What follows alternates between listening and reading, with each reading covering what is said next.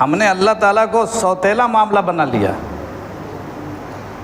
رمضان کا روزہ رکھیں گے، بیمار ہیں، ٹھیک ہوں گے تو رکھیں گے، اور اپنا کام پڑ جائے، اگر کوئی کیس مقدمہ آ جائے تو پہلے نمبر پہ بیمار ہیں تب بھی جائیں گے۔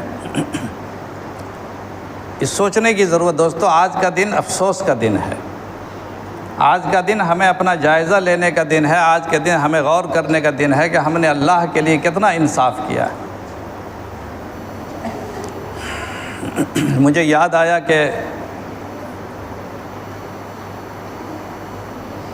سرحد کے علاقے میں ایک بزرگ تھے،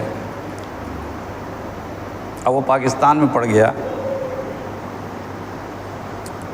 ان کے پاس ایک نوجوان لڑکا ملنے کے لیے گیا۔ وہ بزرگ تھے، ان کے پاس خانقاہ تھی، مہمانوں کے ٹھہرنے کی جگہ رہتی تھی۔ تو وہ نوجوان لڑکا اسکول کا طالب علم تھا، کالج کا پڑھا ہوا تھا، مسلمان تھا، کٹر مسلمان تھا، بزرگوں سے محبت رکھتا تھا، اللہ والوں سے تعلق رکھتا تھا، علماء کا عقیدت مند تھا۔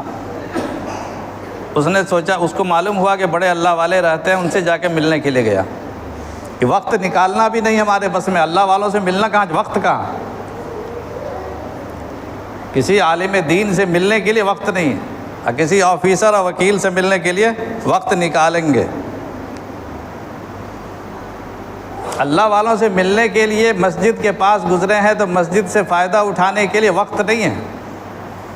حدیث میں آتا ہے کہ جب مسجد کے پاس سے گزرو تو یہ مسجد سبزہ زار ہے، یہ باغیچہ ہے اللہ کا، یہاں سے پھل توڑتے ہوئے جاؤ، ہمارے پاس وقت نہیں۔ وہ بیچارہ بڑا نیک آدمی تھا لڑکا، اس نے سوچا کہ اللہ والے ہیں، ملتے ہیں، جا کے ملاقات کی۔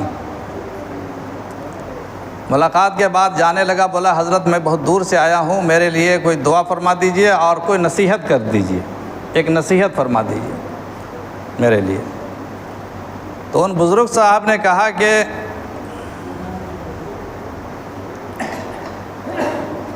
ایک نصیحت یاد رکھو بیٹا، اللہ تعالیٰ کو اپنے سے بڑا بھائی نہ مان سکو تو کم سے کم اپنے برابر بھائی ضرور مان لینا۔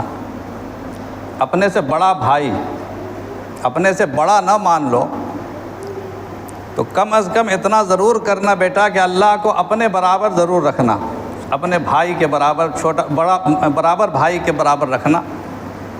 تو وہ کہنے لگا کہ حضرت یہ عجیب بات کر رہے ہیں آپ، ہم تو اللہ والا سمجھ کے آئے تھے، اللہ تعالیٰ تو سب سے بڑا ہے، اللہ اکبر، ہم لوگ اذان دیتے ہیں اللہ اکبر، اللہ سب سے بڑا ہے، یہ کون سی بات ہوئی کہ اللہ تعالیٰ